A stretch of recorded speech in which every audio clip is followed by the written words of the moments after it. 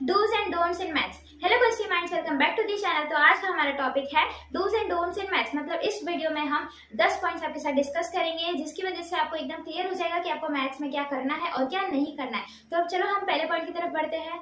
तो first point है हमारा अंडरस्टैंडिंग द फॉर्मूला या कॉन्सेप्ट। हमें कोई भी कॉन्सेप्ट या फॉर्मूला को समझना चाहिए। क्यों समझना चाहिए? क्योंकि इससे आपके तीन बड़े फायदे होने वाले हैं। इससे पहले जो फायदा है कि आप कोई चीज को समझते हो तो वो आपकी लाइफ लॉन्ग तक आपके मेमोरी में फिट हो जाती है वो चीज। पर अगर आपने कोई चीज को रटी तो वो आप थोड़ी देर बाद भूल जाते हो, ठीक है। तो दूसरा जो फायदा होने वाला है वो है कि आपका टाइम बचने वाला है। बार बार रटने की वजह से आपका टाइम बहुत वेस्ट होने वाला है। अगर आपने एक चीज को एक बार समझ ली तो आपका टाइम बच जाएगा। आपको ऐसा लग रहा है अभी कि मेरा तो समझने में बहुत टाइम जा रहा है, अभी 5-10 मिनट जा रहा है, पर उसी चीज को अगर मैंने रटा मारा तो मेरा 1-2 मिनट में रटा मार के हो जाएगा। क्यों मैं अपना 5-10 मिनट वेस्ट करूं समझने के पीछे? क्यों अपना माइंड की एनर्जी वेस्ट करूं उस चीज के पीछे? पर फ्रेंड्स, ऐसा नहीं होता है। जब आपने एक चीज को समझी, एक इन्वेस्ट किया उस चीज पे 10 मिनट अपनी एनर्जी, तो वो आपकी लाइफ लॉन्ग तक आपके साथ रहती है। आपको बार बार उस चीज पे मेहनत नहीं करनी पड़ती। तीसरा जो सबसे बड़ा फायदा होने वाला है आपका वो ये है कि आप जिंदगी में रट्टाबाज नहीं बनोगे, समझदार बनेंगे। क्यों? क्योंकि जो बचपन से आपकी जो हैबिट बन जाती है ना छोटी छोटी चीज में, वही आपकी पर्सनैलिटी भी बन जाती है बड़े होने के बाद। तो बचपन में अगर आपने इजी से इजी चीजों में रट्टा मारा तो आप बड़े होने के बाद हार्ड से हार्ड चीजों में क्या रट्टा नहीं मारोगे, तो आप रट्टाबाज बन गए ना समझदार बनने की जगह। तो आपको लाइफ में समझदार बनना है या रट्टाबाज बनना है, ये आपके ऊपर है। अभी से उस चीज को अपनाओ और समझदार बनाओ। सेकेंड पॉइंट है हमारा मिक्सिंग या शफलिंग एंड सॉल्विंग क्वेश्चंस। आप इस चीज में क्या कर सकते हो, अपने फैमिली मेंबर में किसी को भी बोल सकते हो कि इस चैप्टर में मेरे 4 एक्सरसाइज है और 4 एक्सरसाइज में कुछ क्वेश्चंस है। क्या करना पता है, एक पेपर पे या एक सेपरेट आप बुक बना लेना इस चीज के लिए। सेल्फ टेस्ट आप जिसे बोल सकते हो, उसमें आप उनको क्या बोलना कि आप रैंडमली कहाँ से भी कोई भी क्वेश्चंस को पिक करो, मतलब शफल मिक्सिंग करो। सब क्वेश्चंस नहीं लेना, कुछ कुछ क्वेश्चंस को कहाँ से भी ऐसे लेना, सेलेक्ट करना मेरे लिए, और मैं उस चीज का टेस्ट दूंगा। क्यों पता है मैं इस चीज को बहुत इंपॉर्टेंस दे रही हूँ? क्योंकि एग्जाम में ज्यादातर लोग कंफ्यूज हो जाते हैं क्वेश्चंस देख के कि अरे यार ये क्वेश्चन कौन सी एक्सरसाइज से आया है, ये क्वेश्चन कौन से चैप्टर का है, इस क्वेश्चन में मुझे कौन सा फॉर्मूला अप्लाई करना है, कौन सा थ्योरम अप्लाई करना है। लोग बहुत कंफ्यूज होते हैं क्योंकि उनके पास हैबिट ही नहीं होती है ऐसे शफल्ड क्वेश्चन को कभी सॉल्व करने की। थर्ड पॉइंट है हमारा केयरफुली रीडिंग क्वेश्चंस। मुझे कमेंट में जल्दी बता देना लिख के कि आप में से कितने लोगों के मार्क्स कट गए हैं क्वेश्चंस को अच्छे से ना पढ़ने की वजह से या आधा अधूरा पढ़ने की वजह से। तो हमेशा क्वेश्चंस को अच्छे से पढ़ो, ध्यान से पढ़ो, क्या पूछा है वो देखो। सिर्फ सॉल्व करने के लिए बोला है कि उसको एक्सप्लेन करने के लिए भी बोला है, सिर्फ राइट और रॉन्ग पता करने के लिए बोला है कि जो रॉन्ग चीज है उसको राइट भी करना है वो भी बोला है। तो अगर आपने इस चीज को ध्यान दिया तो आपका बहुत सारे मार्क्स कटने से बच जाएंगे।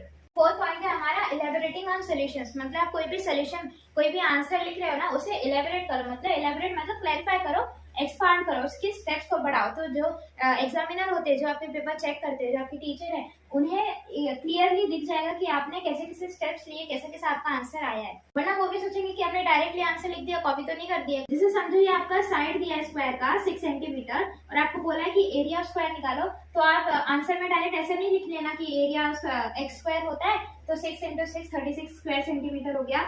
ऐसे आप ऐसे डायरेक्ट नहीं लिख देना, आप ऐसे एलेबोरेट करके लिखना। देखो एरिया ऑफ स्क्वायर का फॉर्मूला लिखना पहले, फिर उसमें वैल्यू पुट ऑन करना, फिर उसे सॉल्व करना, फिर उसका जो मेन आंसर निकला वो लिखना। इसकी वजह से आपका क्या होगा पता है, अगर ये 1 मार्क्स का है, 2 मार्क्स का सम है तो आपको वो पूरे मार्क्स मिलेंगे। फिफ्थ पॉइंट है हमारा clarify each step of your solution. आपको जो भी सोल्यूशन होते हैं, जैसे जब हम बड़े सोल्यूशंस करते हैं तो उसमें क्या करना पड़ता है, हमें ना हमेशा हर स्टेप को अपने क्लैरिफाई करना होता है। जैसे समझो मैंने गिवन लिखा कि कुछ क्वेश्चन में से कुछ गिवन है और टू प्रूव मतलब कुछ प्रूव करना है, ठीक है, हमें कुछ फाइंड आउट करना है, या प्रूफ उसके नीचे हम प्रूफ मतलब सोल्यूशन जो हम सॉल्व करते हैं ऐसा हमें लिखना चाहिए। फिर जो सोल्यूशन होता है ना ऐसे उसकी साइड में हमें लिखना चाहिए। समझो मैंने पाइथागोरस थ्योरम अप्लाई किया तो मुझे ऐसे 3 डॉट डाल के यहाँ ऐसे ब्रैकेट में लिखना है पाइथागोरस थ्योरम। या हम ऐसे भी लिखते हैं ना कभी कभी लीनियर इक्वेशन सॉल्व करते वक्त फ्रॉम 1 and 2, मतलब हमने 1 and 2 जो इक्वेशन है उसे लिया है, उसे एडिशन किया है, या उस चीज को हम एलिमिनेट कर रहे हैं एडिशन सब्ट्रैक्शन करके इक्वेशंस को, ऐसे भी हम लिखते हैं ना। तो हमें कोई छोटी छोटी चीज जहाँ पॉसिबल हो वहाँ ऐसे लिखना रहता है, मतलब क्लैरिफाई करना रहता है हमारे स्टेप को। तो जो एग्जामिनर रहता है ना उनको बहुत ईजी रहता है सॉल्व करने के लिए कि हाँ ये क्या है, चलो हाँ ये पाइथागोरस थ्योरम मतलब थ्योरम अप्लाई किया, चलो आधा मार्क्स दे दो। अच्छा ये क्या है, फ्रॉम 1 and 2 मतलब इक्वेशन 1 and 2 से ये लोग ने कुछ तो किया है। अच्छा ये क्या है, गिवन है मतलब ये ऑलरेडी क्वेश्चन में गिवन है। प्रूफ मतलब ये यहाँ से इनका सोल्यूशन स्टार्ट हो रहा है। इसमें आपके बहुत आधे आधे करके मार्क्स ज्वाइंट हो जाएंगे और आपको फुल मार्क्स भी मिल सकते हैं। 6 पॉइंट की तरफ बढ़ने से पहले आपको एक चीज बताती हूँ। ये देखो यहाँ मैंने सॉल्व किया क्वेश्चन नंबर 1 का सेकंड पार्ट और जो क्वेश्चन नंबर 2 का फर्स्ट पार्ट था, यहाँ मैंने आधा सॉल्व किया, यहाँ मैंने आधा सॉल्व किया दूसरे पेज पे, फिर उसके नीचे मैंने सॉल्व किया क्वेश्चन नंबर 2 का सेकंड क्वेश्चन आधा सॉल्व किया, फिर और उसकी दूसरे पेज पे इसका आधा सोल्यूशन किया। आपको ऐसा चीज देखने में अच्छा लगेगा या ऐसी चीज देखने में अच्छी लगेगी कि आपने एक पेज पे एक सम को सॉल्व किया है, दूसरे पेज पे दूसरे सम को सॉल्व किया है, आप इधर आधा सॉल्व कर रहे हो, वहां आधा सॉल्व कर रहे हो, तो एग्जामिनर भी कंफ्यूज हो जाता है कि अच्छा इसने आधा ही सॉल्व किया तो चलो इसको आधा ही मार्क्स देखो, दूसरे पेज पे जाके उस एग्जामिनर ने देखा ही नहीं कि उसने जो आधा सोल्यूशन था वो दूसरे पेज पे ऑलरेडी किया हुआ है। क्योंकि एग्जाम में क्या होता है पता है, हमारी आंसर शीट कभी कभी फट जाती है, इधर उधर हो जाती है, चांसेस हो जाते हैं, तो कभी कभी क्या होता है आधा आंसर इधर है गया, आधा आंसर पता नहीं कौन सा तो दूसरे ही आंसर शीट में चले गया, या आपने आंसर शीट ही आगे पीछे लगा दी, कुछ भी हो सकता है। तो इसलिए कभी भी एक पेज पे एक ही सॉल्व करा करो क्वेश्चन को, दूसरे पेज पे दूसरा सॉल्व करा करो। ऐसा मत सोचो कि इधर पूरा आपका ये आधा पेज ब्लैंक हो गया, ऐसा मत सोचो। इस ब्लैंक के चक्कर में आपका आधा कोई क्वेश्चन इधर लिखोगे, आधा उधर लिखोगे, उसका मार्क्स चले जाएगा। हमेशा ये चीज ध्यान रखना, प्रैक्टिस वन क्वेश्चन पर page for neatness. 7th point है हमारा solve every question in writing. छोटे से छोटा क्वेश्चन हो, हमें हमेशा प्रैक्टिस करते वक्त सॉल्व लिखकर ही करना चाहिए, अपने माइंड में नहीं करना चाहिए। मेरे साथ ये एक दो बार हुआ है पहले, इसलिए मैं आपको बता रही हूँ। क्या होता है पता है, जब अच्छे मार्क्स आने लगते हैं, जब हम एक टॉपर कैटेगरी में जाते हैं, तो हम क्या करते हैं ज्यादातर पता है, छोटे छोटे जो क्वेश्चन होते हैं ना उन्हें हम रिटर्न में प्रैक्टिस करना नेग्लेक्ट कर देते हैं, क्योंकि हमें तो पता होता है अरे ये तो इतना सिंपल सा है, 2 लाइन का सोल्यूशन नहीं है, इसे नेग्लेक्ट करो। बड़े क्वेश्चन की तरफ हम ध्यान देते हैं, बड़े क्वेश्चन को हम सॉल्व करने में अपनी एनर्जी डालते हैं, ठीक है। तो कभी कभी मेरे साथ एक दो बार हो गया था कि जब 40 मार्क्स का पेपर था ना, मैं इतनी कॉन्फिडेंट थी रिजल्ट के टाइम कि मुझे पक्का 40 में से 40 मिलेगा, 40 आउट ऑफ 40 मिलेगा, मैं घर पे सबको बोल के गई थी। पर जब मैंने पेपर हाथ में लिया था अपने आंसर शीट को, तो उसमें मैंने देखा कि मेरा 38 मार्क्स ही मुझे मिला है। तो मैं हमेशा चेक करती हूँ कि कहाँ मेरा मार्क्स कटा है, तो मैंने देखा कि एक छोटा सा सोल्यूशन जहाँ था उसमें मेरा 1 मार्क्स कट गया है, 2 मार्क्स। क्यों पता है मेरा मार्क्स कटा था? क्योंकि मैंने उस छोटे से क्वेश्चन को नेग्लेक्ट कर दिया था रिटर्न में प्रैक्टिस करने से, और वहां क्या हो गया था पता है, मैंने पूरा अच्छे से 2-3 लाइन का ही था वो सोल्यूशन, मैंने अच्छे से किया, पर एक जल्दबाजी में मैंने एक चीज कर दी, वो ब्रैकेट वाला होता है ना क्वेश्चन, वहां तो जब ब्रैकेट खुलता है तो एडिशन जो होता है वो तो सेम साइन रहते हैं, पर जो सब्ट्रैक्शन रहता है उसके साइंस बदल जाते हैं ब्रैकेट खुलने के बाद, वैसा वाला क्वेश्चन था। तो वहां मैंने एक छोटी सी मिस्टेक कर दिया था, साइन मैंने सेम रख दिया था, मुझे बदलना था तो वही हो गया था, मेरा 2 मार्क्स वहां चले गया था। तो हमेशा आपको रिटर्न में प्रैक्टिस करना चाहिए। आप भी एक चीज को सोचो, जब आप पहली बार साइकिल चला रहे हो तब जो आपका कॉन्फिडेंस होगा, और जब आप बहुत बार चला रहे हो साइकिल को तब का आपका कॉन्फिडेंस, मतलब आप गलती कहाँ करोगे, पहली बार जब साइकिल चलाओगे तब आप गिरोगे, या आप बहुत बार साइकिल चलाते हो, आपको साइकिल चलानी आती है, तब आप साइकिल से गिरोगे, चांसेस कहाँ है ज्यादा। माइंड में हर चीज को सॉल्व करना ना सोचो,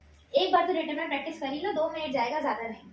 8 पॉइंट है हमारा keep your geometric materials close eight hand. मतलब जब आप प्रैक्टिस कर रहे हो ना मैथ्स या ज्योमेट्री जो भी, तो आप हमेशा जो आपकी ज्योमेट्री बॉक्स होती है ना, जिसमें आपका राउंडर प्रोटेक्टर सब कुछ होता है, स्केल वगैरह, वो आप अपने पास रखा करो। क्यों मैं ऐसा बोल रही हूँ पता है, समझो अगर आप एंगल्स का चैप्टर पढ़ रहे हो, ठीक है, ये होता है 90 डिग्री, ये होता है एक्यूट एंगल, ये होता है ऑब्ट्यूज एंगल, ये होता है स्ट्रेट एंगल। आपको ये सब चीजें प्रैक्टिकली तब समझ आएगी जब आपके पास प्रोटेक्टर हाथ में हो।